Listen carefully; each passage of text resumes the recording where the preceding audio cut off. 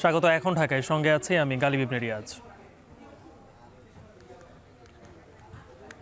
জনরোষের চাপে গভীর রাতে রিমান্ড শুনানি হলো মাগুরার। এই মাগুরায় ধর্ষণের ঘটনায় রোববার আসামিদের জেলা ও দায়রা জজ আদালতে তোলার কথা থাকলেও পরিস্থিতি উত্তপ্ত থাকায় গভীর রাতে শুনানি হয়। মামলার তদন্তকারী কর্মকর্তারা জানান, সব আসামির 7 দিনের রিমান্ড চাওয়া হলে বিচারক মূল অভিযুক্ত হিটু শেখকে 7 দিন ও বাকি 3 আসামির 5 দিন করে রিমান্ড মঞ্জুর করে। এ বিষয় নিয়ে আমরা আরও জানতে চাই। আমাদের সঙ্গে আদালতের সামনে থেকে যুক্ত হচ্ছেন বিশ্বজিৎ বাপি। বাপি, মাগুরায় এখন সর্বশেষে কী অবস্থা দেখছেন?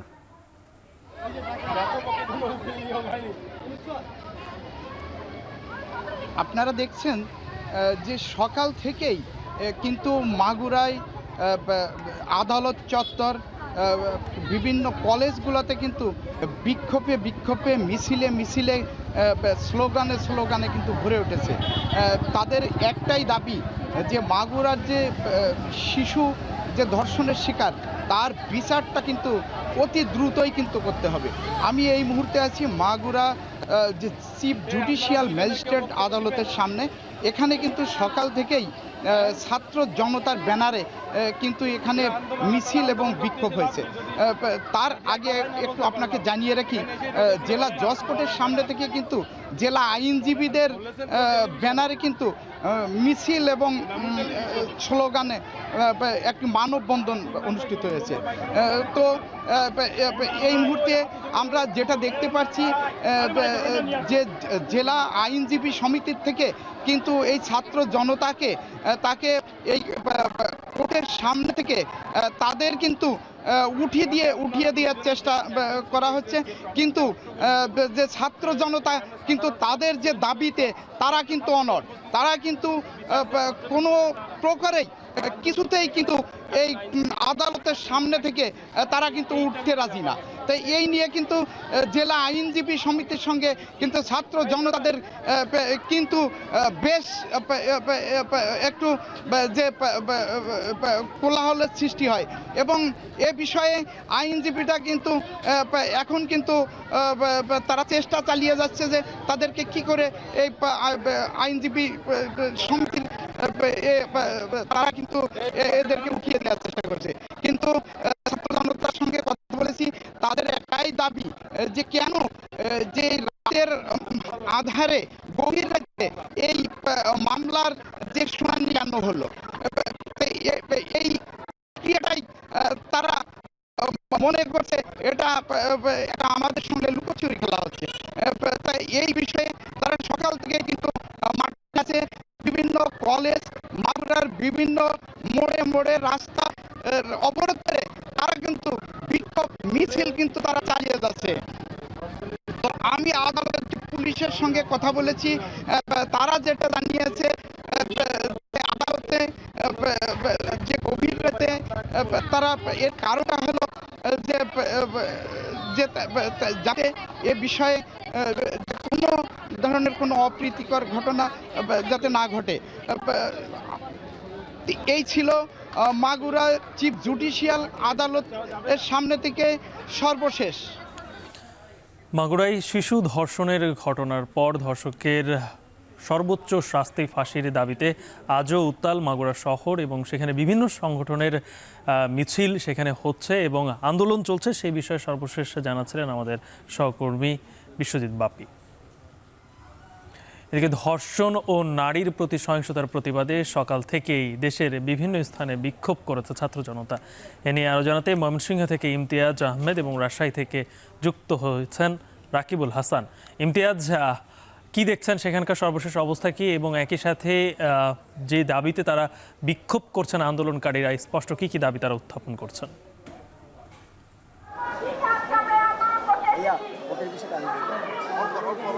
গালিব, নারীর প্রতি সহিংসতা এবং ধর্ষণের প্রতিবাদে কিন্তু ময়মনসিংহ কয়েকদিন ধরেই কিন্তু উত্তাল রয়েছে। বিভিন্ন শিক্ষা প্রতিষ্ঠান, স্কুলের শিক্ষার্থী, কলেজের শিক্ষার্থীরা তারা কিন্তু আজ আন্দোলন চালিয়ে যাচ্ছেন। আমরা সকাল 11টার দিকে দেখেছিলাম সাধারণ ছাত্র সমাজের ব্যানারে আজকে কিন্তু টাউন হল মোড়ে একটি বিক্ষোভ সমাবেশ হয়েছিল এবং সেই সমাবেশ থেকে একটি মিছিল কিন্তু এখন ময়মনসিংহ চিফ জুডিশিয়াল ম্যাজিস্ট্রেট আদালত প্রাঙ্গণ এসে এখানে ঘেরাও করেছেন। তারা অবস্থান কর্মসূচি করেছেন, তারা যে এখানে কিন্তু স্লোগান দিচ্ছেন মুহুর্মুহর এবং এখানে বসে পড়েছেন এবং তারা যে দাবিটি জানাচ্ছেন 2022, 23 এবং 24 সালে যে যতগুলো ধর্ষণের মামলা এখানে পেন্ডিং রয়েছে সেই মামলা দ্রুত নিষ্পত্তি এবং সেই সাথে সেই মামলাগুলো যারা আসামি রয়েছে তাদের দৃষ্টান্তমূলক শাস্তি দেওয়া হয় এবং এখানে যতক্ষণ পর্যন্ত চিফ জুডিশিয়াল ম্যাজিস্ট্রেট নেমে এসে তাদের শিক্ষার্থীদের আশ্বস্ত না করবে ততক্ষণ পর্যন্ত কিন্তু তারা কিন্তু তাদের এই আন্দোলন থামাবেন না, তারা এখান থেকে অবস্থান সরাবেন না, এমনটাই কিন্তু জানাচ্ছেন।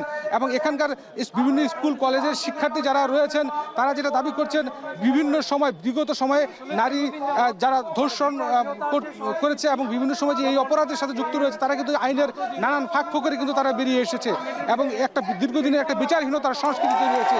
সেই জায়গা থেকে নারীরা অবাধে তারা তাদের স্বাধীনতা চান, ঘরে বাইরে তাদের নিরাপত্তা চান এবং এই লক্ষ্যেই কিন্তু সারা দেশ কিন্তু আজকে উত্তর ময়মনসিংহেও কিন্তু বিভিন্ন শিক্ষা প্রতিষ্ঠানের যারা শিক্ষা আমরা দেখতে পাচ্ছি যে নারীরা তারা কিন্তু বিভিন্ন পোস্টার, ব্যানার, প্লে কার্ড নিয়ে কিন্তু তারা এখানে হাজির হয়েছেন এবং এক একটি জায়গায় কিন্তু এক এক ধরনের লেখা দেখতে পাচ্ছি, মেয়েরা নিরাপত্তা কোথায়, সব বিভিন্ন প্রশ্ন কিন্তু তারা ছুড়ে দিচ্ছেন এবং বোন যদি থাকে ঘরে আছিস কেন চুপ করে, এমন নানান ধরনের স্লোগান কিন্তু তারা দিচ্ছেন এবং তারা চাচ্ছেন যে নারীদের জন্য একটি সুন্দর, সুষ্ঠু, নিরাপদ একটি কর্ম পরিবেশ থাকুক, তারা ঘরে নিরাপদ থাকুক এবং তারা যেন সব জায়গায় নিরাপদ থাকুক এবং এই যে একটা দীর্ঘদিনের একটা বিচারহীনতার সংস্কৃতি সেখান থেকে বেরিয়ে এসে যারা ধর্ষক তাদের জন্য দৃষ্টান্তমূলক সর্বোচ্চ শাস্তি মৃত্যুদণ্ড কার্যকর করা হয় এবং বেশ কয়েকটি দফা কিন্তু তারা এখানে দাবি জানিয়েছেন। প্রায় 8 দফা তারা এখানে দাবি নিয়ে এসেছেন এবং তার মধ্যে বেশ কয়েকটি দাবির মধ্যে যেটিগুলো সবচেয়ে বেশি উল্লেখযোগ্য, দ্রুত বিচার ট্রাইব্যুনালের মাধ্যমে যেই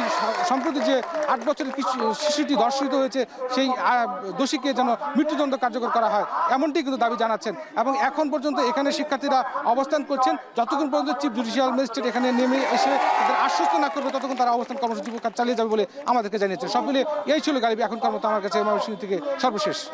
আমরা এবার একটু রাজশাহীর খবর জানতে চাই। আমাদের সঙ্গে যুক্ত আছেন সহকর্মী রাকিবুল হাসান। রাকিব, এর আগের সংবাদেও আপনি জানাচ্ছিলেন রাজশাহী বিশ্ববিদ্যালয়ের শিক্ষার্থীদের আন্দোলনের কথা। এখন আপনি যেখানে আছেন সেখানকার আন্দোলনের সর্বশেষ কি পরিস্থিতি? গালিব, আসলে পূর্ব ঘোষিত কর্মসূচি অনুযায়ী রাজশাহী বিশ্ববিদ্যালয়ের শিক্ষার্থীরা সিনেট ভবনের সামনে প্যারিস রোডে বসে গিয়ে অবস্থান নিয়েছেন এবং এই অবস্থান কর্মসূচি থেকে তারা যেটি জানাতে চান যে ধর্ষকের শাস্তি না হওয়া পর্যন্ত তাদের যে এই যে আন্দোলন কর্মসূচি সেটি অব্যাহত রাখবেন তারা।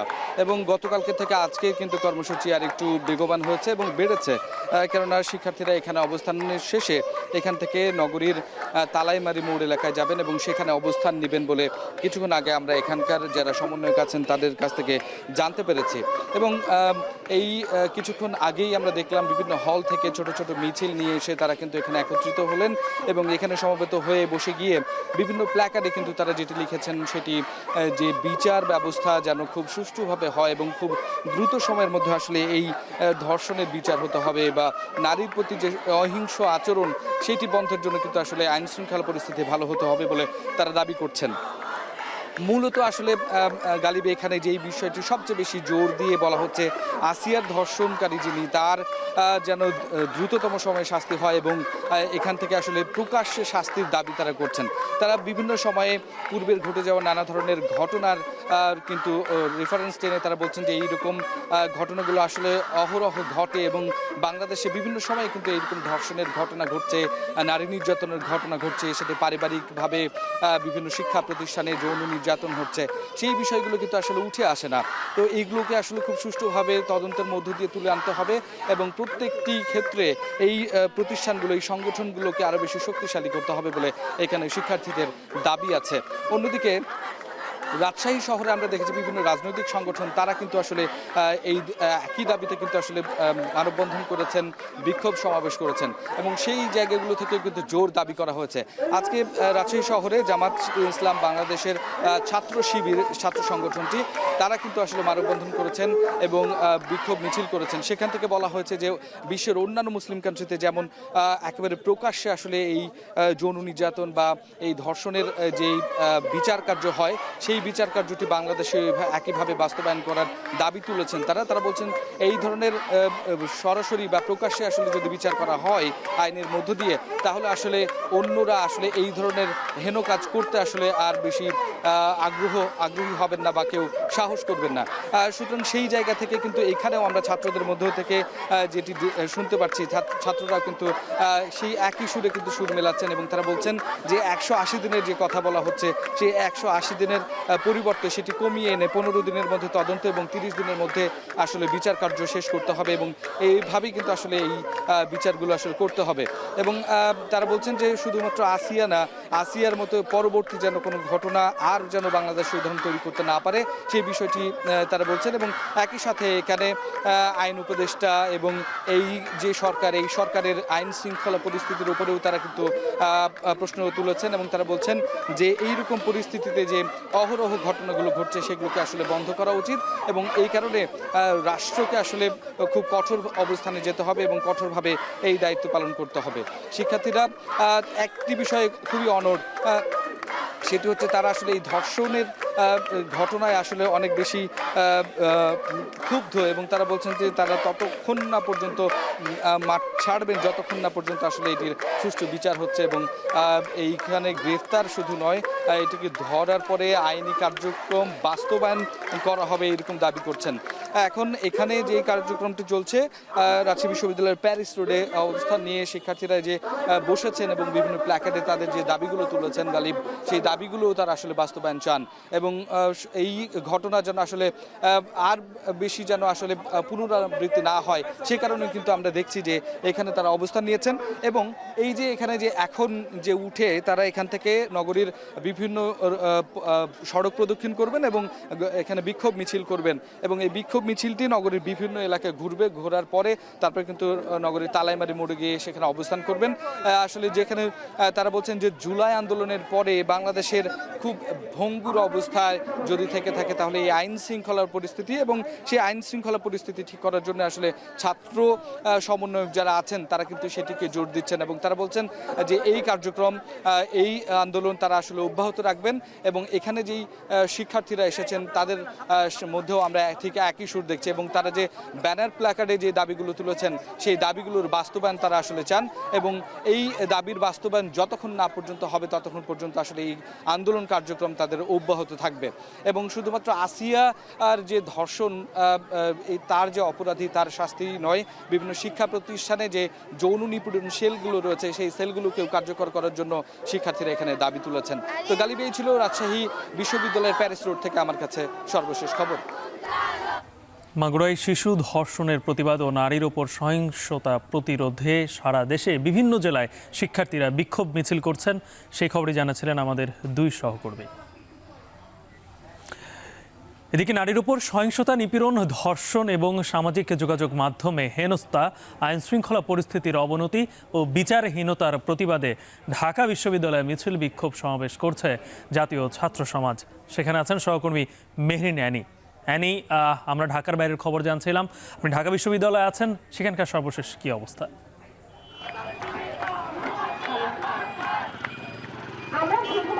আজকেও সকাল থেকেই ঢাকা বিশ্ববিদ্যালয় ক্যাম্পাস উত্তাল। তাদের একটা দাবি ধর্ষকের সর্বোচ্চ শাস্তি। আপনি দেখতে পাচ্ছেন যে আমার এখানেও কিন্তু ঢাকা বিশ্ববিদ্যালয়ের বিভিন্ন বিভাগ থেকে শিক্ষক এবং শিক্ষার্থীরা জড়ো হয়েছেন। আমার পেছনে যদি আপনাকে একটু দেখায়, এখানে কিন্তু তারা সকাল থেকে খণ্ড খণ্ড মিছিল নিয়ে বিভিন্ন বিভাগ থেকে শিক্ষক এবং শিক্ষার্থীরা জড়ো হয়েছেন এবং এখনও কিন্তু বিভিন্ন বিভাগ থেকে শিক্ষার্থীরা আসছেন এবং এই রাজু ভাস্কর্যের পাদদেশে তারা কিন্তু দাঁড়িয়ে কিন্তু তারা বিক্ষোভ মিছিল করছেন, অনেকে মানববন্ধন করছেন, পাশাপাশি তারা কিন্তু কিন্তু তাদের প্রতিবাদও জানাচ্ছেন। এখানে একটু আগে শিক্ষক, ঢাকা বিশ্ববিদ্যালয়ের শিক্ষক যারা আছেন তারা কথা বলেছেন। তাদের একটাই কথা যে এই যে দেশে ক্রমাগত ধর্ষণ এবং নারী নিপীড়নের ঘটনা ঘটছে, সেই ঘটনাকে কেন্দ্র করে যে অন্তর্বর্তী সরকারের যে নিরবতা, যে চুপ করে থাকা, যে বিচারহীনতার যে সংস্কৃতি তৈরি হচ্ছে, সেটা কিন্তু তারা পরিবর্তন চায়। স্বরাষ্ট্র উপদেষ্টা যিনি আছেন তার কিন্তু পদত্যাগের দাবি করেছে শিক্ষক এবং শিক্ষার্থীরা, এবং এই মুহূর্তে কিন্তু এখানেও শিক্ষার্থীরা কথা বলছেন এবং বিভিন্ন বিভাগের শিক্ষক শিক্ষার্থীরা এখনো আসেন। এবং এটি কিন্তু দেখা যাচ্ছে যে যেটি বলছিলেন যে শিক্ষক শিক্ষার্থীদের যে ব্যানারে তারাই কিন্তু এখানে আসছেন এবং তারা এখানে ধর্ষকের যে সর্বোচ্চ শাস্তি সেটি তারা যাচ্ছে। আপনি জানেন যে মাগুরায় যে 8 বছরের শিশু ধর্ষণ হয়, তারপর থেকেই কিন্তু সারা দেশে এই ধর্ষণের শাস্তির দাবিতে এবং সারা দেশের নারী নিপীড়নের যে ঘটনাগুলো ঘটছে সেগুলোর প্রতিবাদ স্বরূপ কিন্তু এই ঢাকা বিশ্ববিদ্যালয় ক্যাম্পাস কিন্তু উত্তাল রয়েছে। এবং রাতেও কিন্তু এখানে ধর্ষণবিরোধী মঞ্চের কিন্তু একটি প্রতিবাদ সভা ছিল, এবং তারপরে সকালে কিন্তু এখানে যারা আসলে বিভিন্ন বিভাগের শিক্ষক শিক্ষার্থীরা আছেন তারা এখানে স্লোগানে কিন্তু ধর্ষকের শাস্তির দাবি তারা জানাচ্ছে। একটা বিষয় বলে রাখি যে গতকালে ঢাকা বিশ্ববিদ্যালয়ের বিভিন্ন বিভাগের কিন্তু পরীক্ষা এবং ক্লাস বর্জন করা হয়েছিল, এবং আজকেও কিন্তু শিক্ষার্থীরা বলছেন যে তারা আজকেও এই প্রতিবাদের ধর্ষণের প্রতিবাদে কিন্তু তারা তাদের ক্লাস এবং পরীক্ষা অনেক বিভাগে কিন্তু বর্জন করেছেন এবং তারা বয়কটের ডাক দিয়েছেন। তো এই মুহূর্তে কিন্তু রাজ্য ভাস্কর্য ধর্ষণের যে শাস্তি স্বরূপ যে সর্বোচ্চ শাস্তির দাবিতে কিন্তু এখনো ঢাকা বিশ্ববিদ্যালয় ক্যাম্পাস উত্তাল। গালিব, এই ছিল আমার কাছে ঢাকা বিশ্ববিদ্যালয় থেকে। সারা দেশের মতো ঢাকা বিশ্ববিদ্যালয়ে শিশু ধর্ষণের প্রতিবাদে বিভিন্ন ডিপার্টমেন্টের শিক্ষার্থীরা বিক্ষোভ মিছিল ও মানববন্ধন করছে, সে বিষয়ে সবশেষ জানাচ্ছিলেন সহকর্মী মেহেরি নানি। এদিকে দেশে ধর্ষণের মতো ঘটনা বাড়ার কারণ হিসেবে প্রশাসনিক দুর্বলতাকে দায়ী করেছেন বিএনপি নেতারা। তাদের অভিযোগ, অন্তর্বর্তী সরকার বিএনপির পরামর্শকে ভালো চোখে দেখে না। দেশব্যাপী বেড়ে চলা ধর্ষণের প্রতিবাদে নয়াপল্টনে র্যালি বের করেন জাতীয়তাবাদী মহিলা দল। এটি নয়াপল্টন থেকে শুরু করে কাকরাইল গিয়ে শেষ হয়। এ সময় বিচার দাবিতে স্লোগান দেন তারা। এর আগে কেন্দ্রীয় কার্যালয়ের সামনে সংক্ষিপ্ত সমাবেশে বক্তব্য রাখেন বিএনপির সিনিয়র যুগ্ম মহাসচিব রুহুল কবির রিজভী ও অন্যান্য নেতারা। তারা বলেন, সমাজে বেড়ে চলা সব অপরাধের দায় অন্তর্বর্তী সরকারকেই নিতে হবে। এ সময় মহিলা দলের নেত্রী আফরোজা আব্বাস মাগুরায় শিশু ধর্ষণের ঘটনায় ধর্ষকদের দ্রুত সময়ের মধ্যে ফাঁসি কার্যকরের দাবি জানান।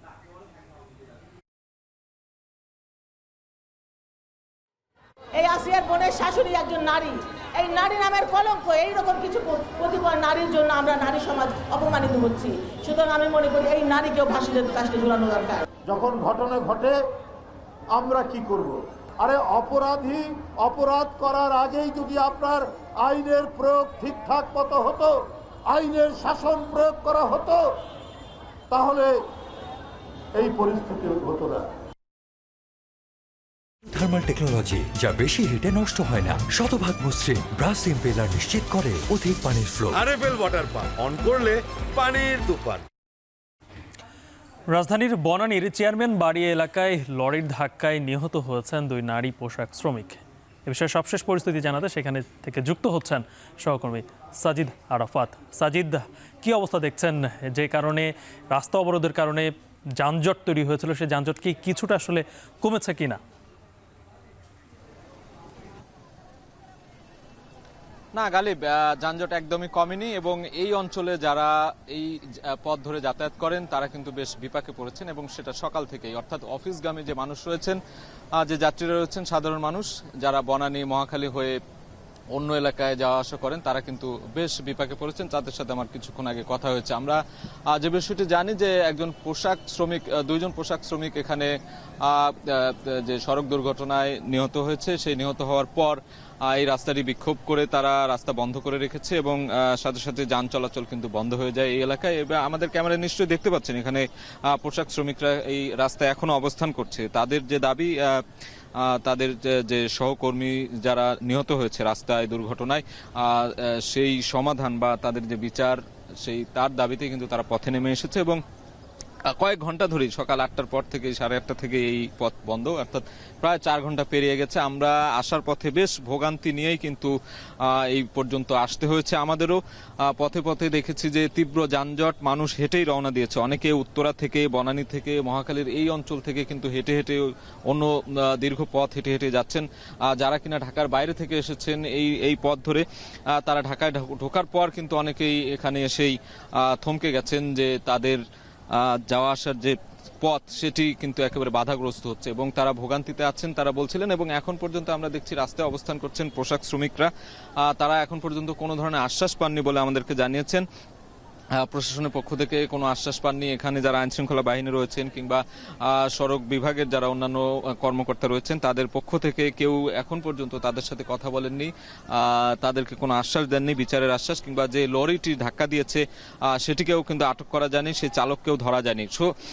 বলা যায় যে মোটা দাগে এই সব কারণেই আজকে তারা এই কয়েক ঘন্টা ধরে এই পথে অবস্থান করছে এবং রাস্তা বন্ধ করার ফলে আমরা দেখছি এলিভেটেড এক্সপ্রেসওয়েতেও কিন্তু গাড়ি উঠছে না। সকালে অনেকগুলো গাড়ি এলিভেটেড এক্সপ্রেসওয়েতে উঠে আটকে ছিল, পরবর্তীতে সেগুলো নেমে গিয়েছে অন্য যে র্যাম্পগুলো আছে সেই র্যাম্প দিয়ে। তবে এরপর বনানী র্যাম্প থেকে আর কোনো ধরনের গাড়ি কিন্তু আমরা উঠতে দেখিনি উপরে এলিভেটেড এক্সপ্রেসওয়েতে। অর্থাৎ পুরো ঢাকা শহর কিন্তু আজকে মোটামুটি বলা চলে যে যানজটে নাকাল অবস্থা। একই তো রমজান মাস, এই রমজান মাসে অনেকেই কষ্ট করে দীর্ঘ পথ হেঁটে হেঁটে নিজ নিজ গন্তব্যে যাচ্ছেন, আমরা এই চিত্রটি দেখছি এবং তারা অসন্তোষ প্রকাশ করছিলেন এবং এই সমাধানে প্রশাসনের যারা দায়িত্বরত অবস্থায় রয়েছেন তাদেরকেও এগিয়ে আসার আহ্বান জানিয়েছেন এবং দ্রুত এই যে সংকট সেই সংকট নিরসনের আহ্বান জানিয়েছেন, পরামর্শ দিয়েছেন। এবং এখন পর্যন্ত আসলে মহাখালী এলাকা এবং বনানী চেয়ারম্যান বাড়ি এলাকায়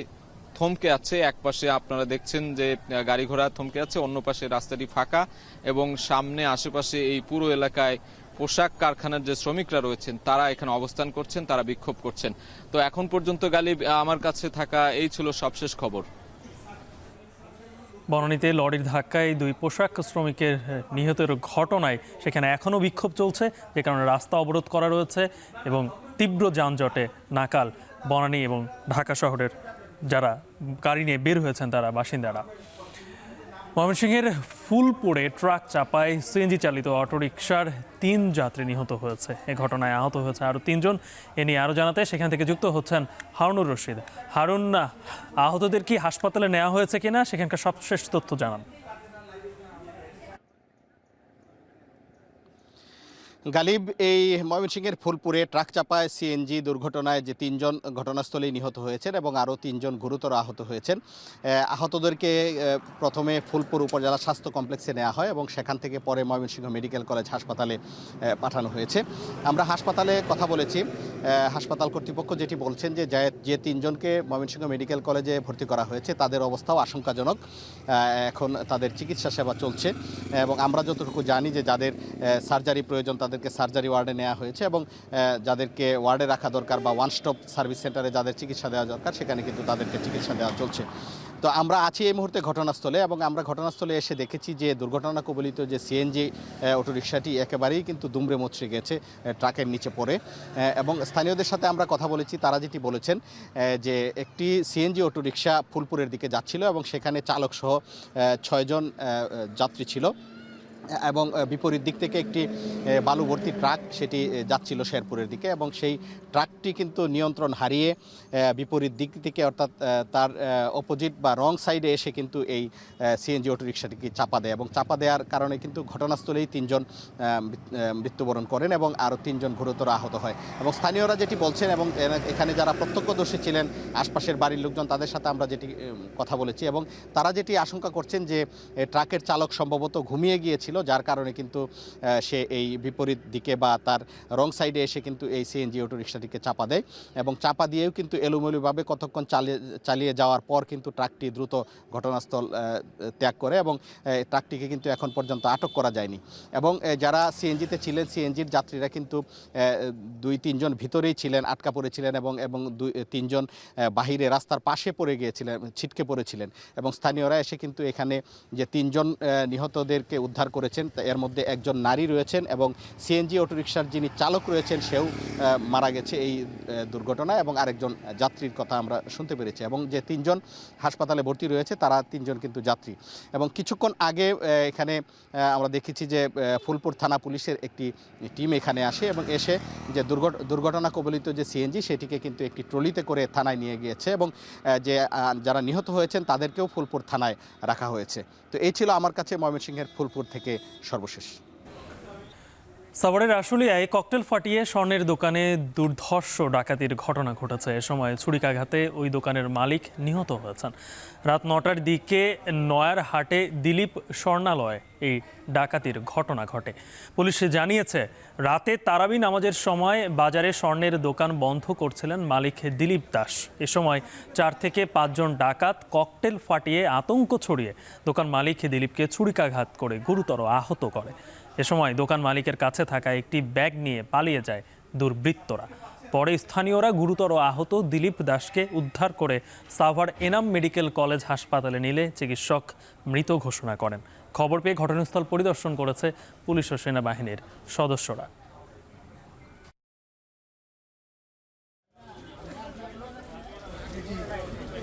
আবারও নারীদের প্রতি সহিংসতা প্রতিরোধের বিক্ষোভের খবর।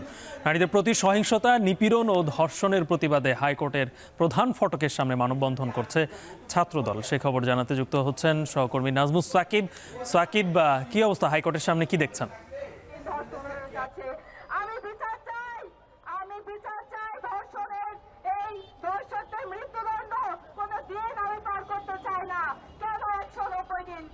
জানেন যে গত কয়েকদিন ধরে আসলে নারীদের উপরে যে সহিংসতা কিংবা ধর্ষণের ঘটনা ঘটছে তারই প্রেক্ষিতে আজকে কিন্তু ছাত্রদল হাইকোর্টের সামনে তারা দাঁড়িয়েছে, এবং শুধুমাত্র কেন্দ্রীয় ছাত্রদল নয়, বাইরে যারা মহানগর ছাত্রদল তারা কিন্তু দাঁড়িয়েছে। একটু যদি দেখাতে চাই যে তারা আসলে এখানে যারা এসেছেন তাদের আসলে বরাবরই দাবি যে যেই শিশুটিকে আসলে ধর্ষণ করা হয়েছে সেটা আসলে অন্যান্যদের সঙ্গে ঘটতে পারে, এবং আইন শৃঙ্খলা পরিস্থিতি যদি উন্নয়ন না ঘটে সেক্ষেত্রে কিন্তু এই ধরনের পরিস্থিতির সামনে আরো দেখা যেতে পারে। ফলে তারা বলছেন যে আইন শৃঙ্খলার যে পরিস্থিতি সেটা যাতে ঢাকা সহ আশপাশের যে জেলাগুলো রয়েছে সেই জেলাগুলোতে যদি আইন শৃঙ্খলার পরিস্থিতি উন্নয়ন করা যায়, পাশাপাশি নৈতিকতার যে ব্যাপার সেগুলো যদি শিক্ষা দেওয়া যায় কিংবা সমাজের মধ্যে ছড়িয়ে দেওয়া যায়, সেক্ষেত্রে হয়তো এই ধরনের ঘটনা কোনো ঘটবে না। এবং তারা বলছেন যে এর একটি দৃষ্টান্তমূলক শাস্তি হওয়া উচিত, এবং সেই শাস্তি যদি দৃষ্টান্ত হয়ে না থাকে সেক্ষেত্রে আগামীতেও এই ধরনের ঘটনা ঘটতে পারে।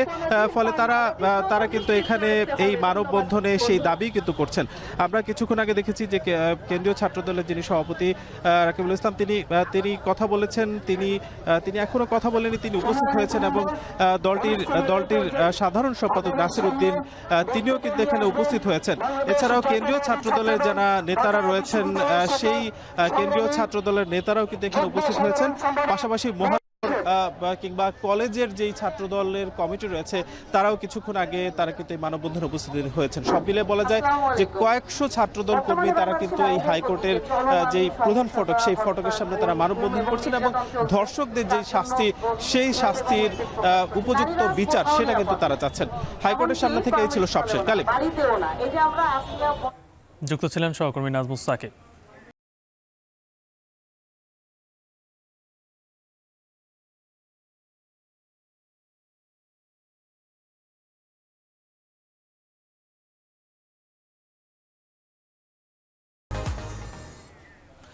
রোজার শুরুতেই জমে উঠেছে নারায়ণগঞ্জের শপিং মল বিপণী বিতান। পছন্দের পোশাক কিনতে ব্যস্ত ক্রেতারা। বিক্রেতারা বলছেন ঈদ যত ঘনিয়ে আসবে বিক্রি আরও বাড়বে। নারায়ণগঞ্জ থেকে যুক্ত হচ্ছেন জাবেদ আবদুল্লাহ। জাবেদ, বাজারে ভিড় কেমন দেখছেন এবং মানুষের চাহিদার সাথে আসলে যেই মিল সেটি ক্রেতারা পাচ্ছেন কিনা? গালিব, ঈদ মানে আনন্দ, ঈদ মানে খুশি। সেই আনন্দ এবং খুশিতে বাড়তি মাত্রা যোগ করে নতুন পোশাক। মুসলিম উম্মার সবচেয়ে বড় ধর্মীয় উৎসব ঈদ উল ফিতর। সেই ঈদ উল ফিতরকে কেন্দ্র করে পরিবারের সদস্যদের জন্য কিন্তু মানুষ এই সময়টায় নতুন পোশাক কেনাকাটা করে থাকেন। আমরা এখন নারায়ণগঞ্জে রয়েছি কান্ট্রি বয়ের একটি লুকে। সেখানে মূলত এই যে শীতাতপ নিয়ন্ত্রিত যে পরিবেশ সেই পরিবেশ, মনোরম পরিবেশের মধ্যে কিন্তু এখানকার যে নারায়ণগঞ্জের বাসিন্দারা যারা রয়েছেন তারা কিন্তু কিন্তু নিরিবিলি এই পরিবেশে কিন্তু কেনাকাটা করতে পারছেন। নারায়ণগঞ্জ আসলে প্রাচ্যের ডান্ডি খ্যাত একটি ভারী শিল্প এলাকা। এই পুরো এলাকাটি শিল্প অধ্যুষিত এবং এখানে বিক্রেতারা যে বিষয়টি বলছেন যে এখানকার মানুষ অর্থনৈতিক দিক থেকে বেশ সমৃদ্ধশালী। তারা মূলত প্রথম রমজান থেকেই পরিবারের যে সদস্য রয়েছেন তাদের জন্য কেনাকাটা করে থাকেন, ছোট থেকে বড় সবার জন্য। যেহেতু এখন ফাল্গুন চৈত্রের মাস চলছে, বসন্তকাল, এই বসন্তকালে আবহাওয়া বেশ নাতিশীতোষ্ণ আবহাওয়া। এই আবহাওয়ার মধ্যে কিন্তু যারা নারায়ণগঞ্জের বাসিন্দা রয়েছে তারা কিন্তু বুটিক এবং কটন, অন্যান্য লিলেন সহ যে আরও হাতের কাজের যে সকল পোশাকগুলো রয়েছে সেই পোশাকগুলো কিন্তু নিজেদের পরিবারের সদস্যদের জন্য সংগ্রহ করছেন। আমরা বিক্রেতাদের সঙ্গে কথা বলে যে বিষয়টি জানতে পারলাম সেটা হলো যে দিন বাড়ার সঙ্গে সঙ্গে কিন্তু বিক্রি আরও বাড়বে, যেহেতু আজ 9 রমজান। এই 9 রমজানকে ঘিরে কিন্তু বেচা বিক্রি জমে উঠেছে এভাবে একটু বলাই যায়। ক্রেতারা যে বিষয়টি বলছেন যে সামনে আরও বেশ কিছু সময় রয়েছে, সেই সময়গুলোতে কিন্তু কেনাকাটা তারা করতে পারবেন এবং স্বাচ্ছন্দ্য এড়িয়ে ভিড় এবং অন্যান্য আরও যে যানজটের যে ঝামেলা থাকে সেগুলো এড়িয়ে কিন্তু মূলত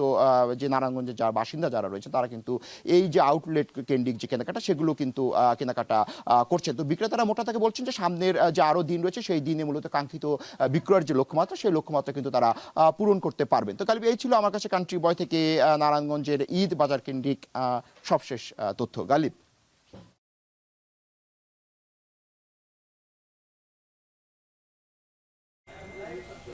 জুলাই অভ্যুত্থানে চরম বর্বরতার শিকার হয় ছাত্র জনতা। আহত হয়েছেন 22,000-এর বেশি মানুষ। শহীদ পরিবার ও আহতদের সহায়তা দিতে গড়ে তোলা হয় জুলাই শহীদ স্মৃতি ফাউন্ডেশন। এই ফাউন্ডেশন থেকে শহীদ পরিবারকে অর্থ সহায়তার পাশাপাশি আহতদের চিকিৎসা খরচও দেওয়া হচ্ছে। মানবিক এই কাজের প্রতিষ্ঠান থেকেও প্রতারণা করে অর্থ হাতিয়ে নিচ্ছে একটি চক্র। এজন্য জেলা পর্যায়ে স্বাস্থ্য অধিদপ্তরের ওয়েবসাইট ম্যানেজমেন্ট ইনফরমেশন সিস্টেমকে দায়ী করছেন সংশ্লিষ্টরা। আরও জানাচ্ছেন দেলোয়ার দোলন। সব জায়গায় আমার আঘাত আছে দেখেন, তখন কে কারে দেখছে বস, তখন যে কি অবস্থা ছিল এটা তো সবাই জানে। কে কারে দেখছে বস বলেন? যা বলছি সব সত্যি কথা বলছি। এই ব্যক্তিদের দাবি তারা জুলাই ছাত্র জনতার আন্দোলনে আহত হয়েছেন। বহু মানুষের দ্বারে দ্বারে ঘুরেও পাননি ন্যূনতম সহায়তা। সবশেষে এসেছেন জুলাই শহীদ স্মৃতি ফাউন্ডেশনে। হাসপাতালে এই যে চিকিৎসা করে না ঠিকমতো। আমাদের কাছে থাকা তথ্য বলছে এদের সবাই ভুয়া। এ যেমন ময়মনসিংহের নয়ন শিকদার ফটোশপের মাধ্যমে শরীরের বিভিন্ন স্থানে ব্যান্ডেজ লাগিয়ে এসেছেন সাহায্য নিতে। অন্যদিকে স্বাস্থ্য অধিদপ্তরের ওয়েবসাইটে MIS ভেরিফাইড তার। অন্য চিকিৎসা করছি, আমি জমা দিয়েছিলাম যে জুলাই ফাউন্ডেশনে আমি সহযোগিতা পাবো। আমি ভাবছি আমি একটু আমার অসুবিধা চলতে গরিব মানুষ ভাবছি যে জি না, এটা আমার ভুল হয়ে গেছে। পোশাক শ্রমিক রোমান মিয়ার দাবি আহত হয়েছেন আশুলিয়ায়। জুলাই শহীদ স্মৃতি ফাউন্ডেশন থেকে প্রয়োজনীয় কাগজপত্র দেখিয়ে নিয়েছেন সাহায্য। এই পুরো কাজে তাকে সাহায্য করে কথিত সমন্বয়ক।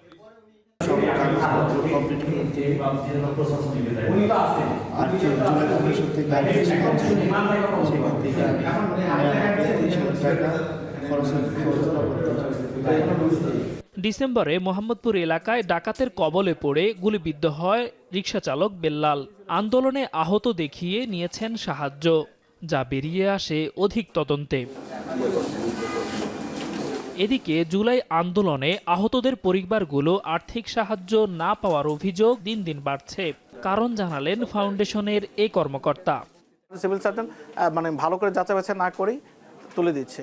যখন এগুলো আমাদের কাছে ওই কাগজগুলো আসছে, আমরা যখন ওই ডকুমেন্টগুলো দেখতেছি সে তো MIS-ভুক্ত হওয়ারই যোগ্য না। বিভিন্ন পন্থা অবলম্বন করে MIS-ভুক্ত হচ্ছে। এখন সেই ক্ষেত্রে আমরা একটু ধীর গতিতে আমরা চলতেছি। সেই বিকাশ নম্বরটি একটু বলুন তো। ছাত্র জনতার অভ্যুত্থানে হতাহতদের সহায়তার জন্য গঠিত হয় জুলাই শহীদ স্মৃতি ফাউন্ডেশন। কিন্তু স্বাস্থ্য অধিদপ্তরের ওয়েবসাইট MIS বিভ্রান্তিতে ফেলছে ফাউন্ডেশনকে। এতে জুলাই ফাউন্ডেশনের ভেরিফিকেশন সেলের চাপ বাড়ছে। যখন মাঠ প্রশাসন থেকে কাজ করছে ওনারা কিন্তু ওই ছাত্র প্রতিনিধি এবং জেলা সিভিল সার্জন, জেলা প্রশাসক মিলে একটা কমিটি আছে, ওনারা এটা ভেরিফাই করে দেন একটা MIS-কে ভেরিফাইড করা হওয়ার কথা, কিন্তু অনেক ক্ষেত্রে সেটা হচ্ছে না। যে কারো সরকারি ডাটাবেজে নিবন্ধন করার সুযোগ নিয়ে সক্রিয় হচ্ছে প্রতারক চক্র। প্রতিরোধে নিহতদের পাশাপাশি আহতদের নামের গ্যাজেট প্রকাশ করার দাবি ফাউন্ডেশনের। ভুল করে অনেকেই টাকা নিয়ে গেছেন, আমরা কিছু টাকা উদ্ধার করেছি, বাকি টাকা উদ্ধার করার জন্য আমাদের একটা টিম কাজ করতেছে। সরকার গ্যাজেটভুক্ত গ্যাজেটের তালিকা দিয়ে দেওয়ার সাথে সাথেই আপনারা দেখবেন যে আমরা 1 মাসের ভিতরে বাকি যে 6000 আছে বা 17000 সবগুলো আমরা কমপ্লিট করে ফেলতে পারবো। জুলাই শহীদ স্মৃতি ফাউন্ডেশন থেকে 14 ফেব্রুয়ারি পর্যন্ত শহীদ পরিবার ও আহত ব্যক্তিদের সহায়তায় 71.48 কোটি টাকা 4405টি পরিবারের মাঝে বিতরণ করেছে। এর মধ্যে 34.30 কোটি টাকা পেয়েছেন 686টি শহীদ পরিবার, 37.18 কোটি টাকা পেয়েছেন 3719 জন আহত ব্যক্তি। দেলোয়ার দোলন, এখন, ঢাকা। পূর্বাঞ্চলে প্লট জালিয়াতির অভিযোগে শেখ হাসিনা সহ পরিবারের 6 সদস্যের বিরুদ্ধে 6টি মামলার চার্জশিটের অনুমোদন দিয়েছে দুর্নীতি দমন কমিশন। সাবেক প্রধানমন্ত্রী শেখ হাসিনা অনিয়ম ও দুর্নীতির মাধ্যমে নিজের ও ছেলে সজীব ওয়াজেদ জয়, মেয়ে সাইমা ওয়াজেদ পুতুল, বোন শেখ রেহানা, বোনের ছেলে রাদওয়ান মুজিব সিদ্দিক ববি ও মেয়ে আজমিনা সিদ্দিক রূপন্তীর নামে পূর্বাঞ্চলে 10 কাঠা করে মোট 60 কাঠার 6টি প্লট বরাদ্দ নেন। 2024-এর 26 ডিসেম্বরে এই অভিযোগে অনুসন্ধান শুরু করে দুদক। পরে অভিযোগের সত্যতা পাওয়ায় সবার বিরুদ্ধে আদালত আলাদা মামলা করে সংস্থাটি। এবার চার্জশিটের অনুমোদনও দিল দুর্নীতি দমন কমিশন।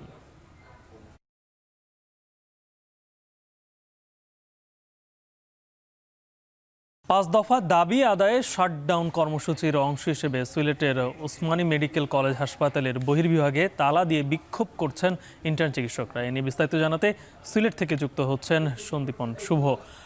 শুভ, বহির্বিভাগে তালা দেওয়ায় রোগীদের কি ভোগান্তি পোহাতে হচ্ছে, ইন্টার্ন চিকিৎসকদের দাবির বিষয়ে বিস্তারিত জানাবেন।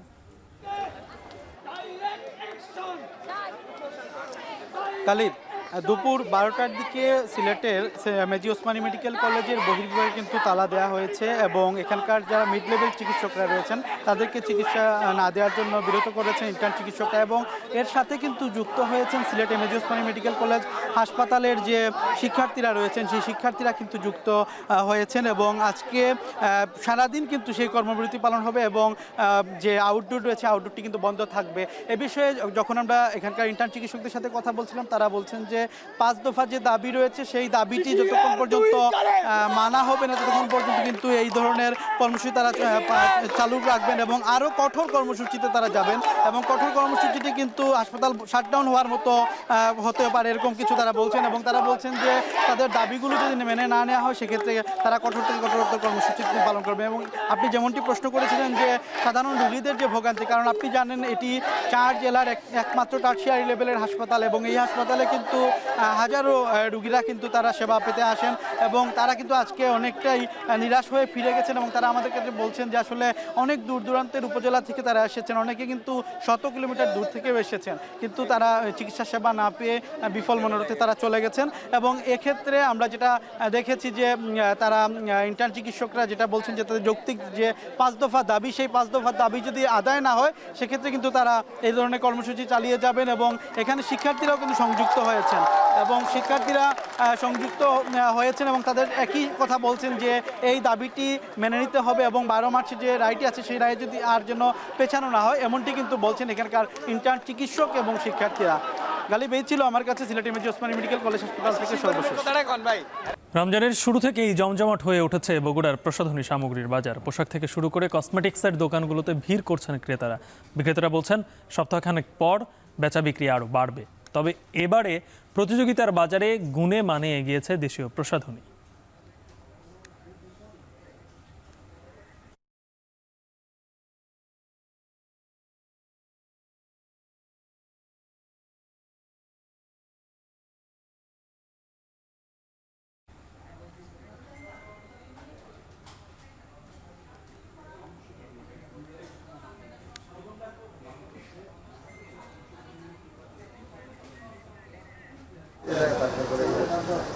সারা বছর প্রসাধনীর চাহিদা থাকলেও ঈদ এলে সেই চাহিদা বাড়ে কয়েক গুণ। ঈদ কেবল নতুন পোশাক নয়, 2 হাত মেহেদিতে রাঙিয়ে নিতে বিশেষ উৎসব হিসেবে ধরা দেয় নারীদের কাছে।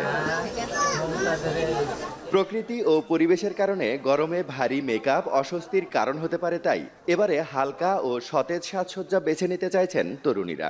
মেহেদি, lipstick, face powder, nail polish, kajal, eyeliner, গাঢ় রঙের বদলে পিচ, মভ ও গোলাপির মতো হালকা রঙের লিপস্টিক কিনছেন নারীরা। অনেকে অনেক রকমের প্রসাধনী কিনে থাকে। তো আসলে দেখা যায় যে ঈদের আগে মুহূর্তে হচ্ছে আমাদের বেশি চাহিদা থাকে হচ্ছে জুয়েলারি আইটেম কেনার। বাচ্চাদের প্রথমে ড্রেস, এই যে আজকে ড্রেস হলো, এখন ম্যাচিং করে শু, তারপরে বাচ্চাদের কসমেটিক্স আইটেম আর কি। এদিকে বিদেশি প্রসাধনীর মান নিয়ে বিশ্বাসযোগ্যতার অভাব। অপরদিকে বাজারে মিলছে মানসম্পন্ন নানা দেশীয় পণ্য। ব্যবসায়ীরা বলছেন, বিদেশি প্রসাধনী সামগ্রীর অতিরিক্ত দামের কারণে কদর বেড়েছে দেশীয় প্রসাধনীর। বিদেশি পণ্যর চেয়ে দেশি পণ্যই মানুষ বেশি চাচ্ছে। বিদেশি পণ্যর দামও আকাশ ছোঁয়া, ক্রেতার ক্ষমতার বাইরে চলে গেছে বিদেশি পণ্য। বাংলাদেশের বিপুল একটা পরিবর্তন হয়েছে পণ্য সামগ্রীতে। 5 বছর আগে এর অবস্থানটা তেমন ভালো ছিল না। আগে বাইরের প্রোডাক্টগুলোই মানুষের চাহিদা ছিল।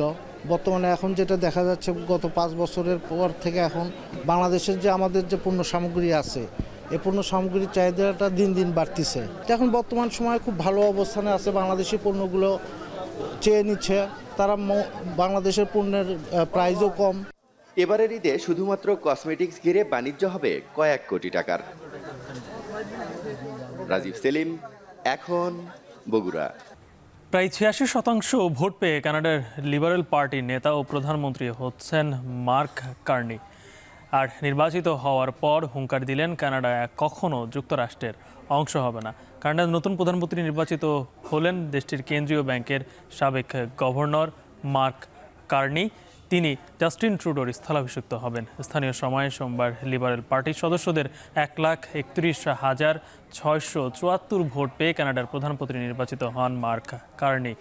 তার নিকটতম প্রতিদ্বন্দ্বী সাবেক অর্থমন্ত্রী ক্রিস্টিনা ফ্রিল্যান্ড পেয়েছেন মাত্র 11,134 ভোট। প্রধানমন্ত্রীর পদ থেকে জাস্টিন ট্রুডো আনুষ্ঠানিক পদত্যাগের পর নতুন সরকার গঠনের আহ্বান জানানো হবে। এরপর প্রধানমন্ত্রী হিসেবে শপথ নেবেন মার্ক কার্নি। আর এই জয়ে অভিনন্দন জানিয়েছেন নিউ ডেমোক্র্যাট পার্টির নেতা Jagmeet Singh.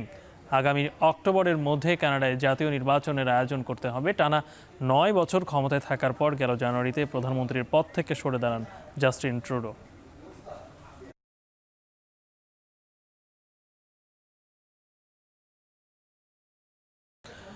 Dubai ICC champions trophy জিতে ইতিহাস গড়েছে ভারতীয় ক্রিকেট দল। প্রথমবার টানা 2টি আইসিসি টুর্নামেন্ট শিরোপা জেতার নজির গড়ল ম্যান ইন ব্লুজরা। সাউথ আফ্রিকাকে হারিয়ে 2024 সালের 29 জুন টি-20 বিশ্বকাপের শিরোপা জিতেছিল রোহিত শর্মার দল। এরপর 9 মাসের ব্যবধানে 9 ফেব্রুয়ারি কোহলিরা জিতে নিলেন চ্যাম্পিয়ন্স ট্রফি শিরোপা। একই সাথে আইসিসি টুর্নামেন্টের ফাইনালে প্রতিটি মহাদেশকে হারিয়ে ট্রফি জয়ের স্বাদ পেল টিম ইন্ডিয়া। এর আগে কখনোই সিনিয়র পর্যায়ে ভারতীয় পুরুষ ক্রিকেট দল পরপর 2টি আইসিসি ট্রফিতে চ্যাম্পিয়ন হতে পারেনি। সেটাই এবার করে দেখালো গৌতম গম্ভীরের শিষ্যরা। এ ছিল এখন ঢাকার আয়োজন। এখন টেলিভিশন ওয়েবসাইটে দেখতে ভিজিট করুন এখন.টিভি, ফেসবুকে চোখ রাখুন facebook.com/tv.এখন, আর ইউটিউবে লাইভ দেখতে ভিজিট করুন youtube.com/c/echontv।